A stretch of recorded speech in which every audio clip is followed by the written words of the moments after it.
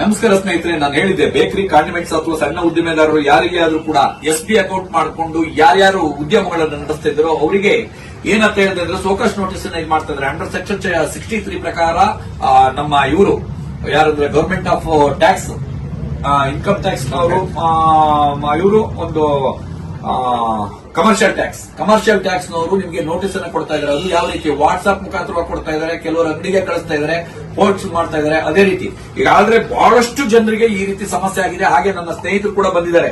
ಏನಾಗಿದೆ ಸರ್, ನಿಮ್ಗೇನಾಗಿದೆ? ನಮ್ದು 29,65,685 ರೂಪಾಯಿ ಇವರಿಗೆ ಟ್ಯಾಕ್ಸ್ ಬಂದಿದೆ. ನಿಮ್ಮ ಬೇಕರಿ ಎಷ್ಟು ದೊಡ್ಡ ಸ್ವಾಮಿ?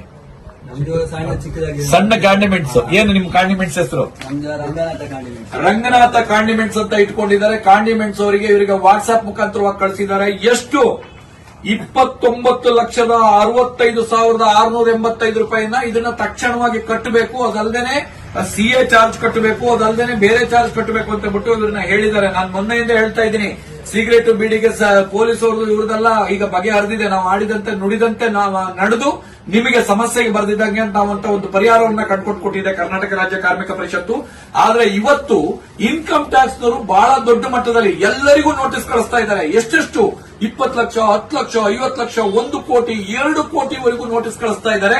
ಇದಕ್ಕೆ ಒಂದು ಪರಿಹಾರವನ್ನು ನಾವು ಕಂಡುಕೋಬೇಕಾಗುತ್ತೆ. ಯಾರು ಹೆದರುವಂತ ಅವಶ್ಯಕತೆ ಇಲ್ಲ. ಇದನ್ನು ಯಾವ ರೀತಿ ಅಂತ ಬಿಟ್ಟು ಟ್ಯಾಕ್ಸ್ ಆಫೀಸರ್ ಜೊತೆಗೆ ಮಾತಾಡಿ ಇದನ್ನ ಬಗೆಹರಿಸುವಂತ ಕೆಲಸವನ್ನ ಮಾಡೋಣ. ಯಾಕಂದ್ರೆ ಜನರಿಗೆ ಸಡನ್ಲಿಯಾಗಿ ಈ ರೀತಿ ಕೊಟ್ಟಿದ್ರೆ ಏನ್ ಮಾಡಬೇಕು?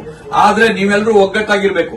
ನೀವೆಲ್ಲರೂ ನಿಮಗೆ ಬರುವಂತ ನೋಟಿಸ್ ಗಳನ್ನ ಈ ರೀತಿ ಮಾಡಿ ನಮ್ಮ ಕಚೇರಿಗೆ ಮುಟ್ಟಿಸಬೇಕು. ನಮ್ಮ ಕಚೇರಿಗೆ ನೀವು ಈ ರೀತಿ ಬರುವಂತ ನೋಟಿಸ್ ಗಳನ್ನ ಈ ತರ ಬಂದಿದೆ ಅಂತ ಬಿಟ್ಟು ನಿಮ್ಮ ಹೆಸರುಗಳನ್ನ ಮೇಲ್ಗಡೆ ಹಾಕಿ, ನಿಮ್ಮ ಫೋನ್ ನಂಬರ್ ಹಾಕಿ ನಮ್ಮ ಕಚೇರಿಗೆ ಮುಟ್ಟಿಸಿ. ಆಮೇಲೆ ಒಂದ್ಸಲ ನಾನು ಎಲ್ಲರನ್ನೂ ಸಭೆ ಕರಿತೀನಿ.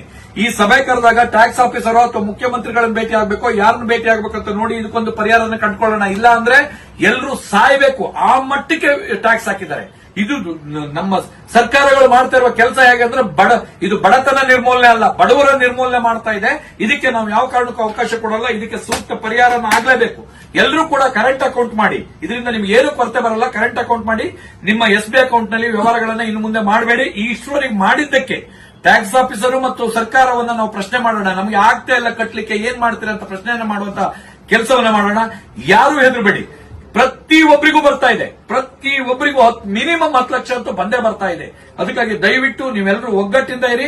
ಒಂದೇ ಮನಸ್ಸಿನಿಂದ ಇದಕ್ಕೊಂದು ಪರಿಹಾರನ ನಾವು ನೀವೆಲ್ಲ ಕಂಡುಹಿಡ್ಕೊಳ್ಳೋಣ. Thank you.